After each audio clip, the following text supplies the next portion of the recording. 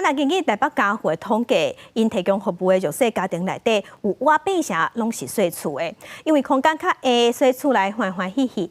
即马因是发起活动，要募会当活动式的拄仔或者弱势家庭，互因会当甲物件放互整齐。如果每日爱搬厝，安尼嘛较利便。妈妈，衣服放不下了怎么办？没关系，你先把它叠好就好了。物件拆开规厝间，连衫拢无所在通放。这个有5个囡仔的单亲家庭，是台北市弱势家庭的其中一个例。台北家扶中心服务的弱势家庭，发现内底有8成拢是细厝咧过日子。因通负担的厝税无济，厝就较矮、较细间。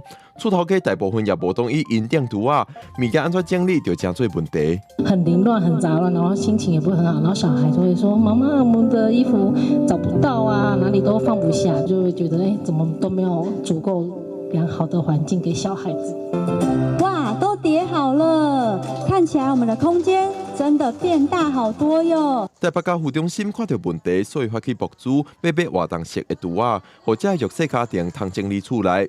因为疫情当好，台北家扶坦白讲，虽然募款有豆豆回流，但是因为通货膨胀，钱是愈来愈薄。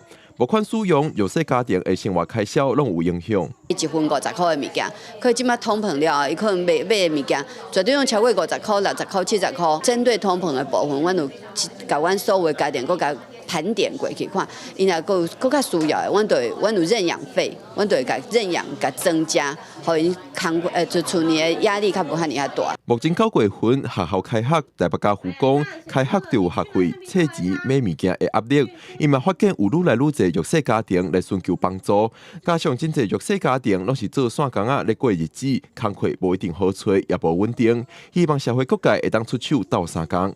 记者郭文张随台北报道。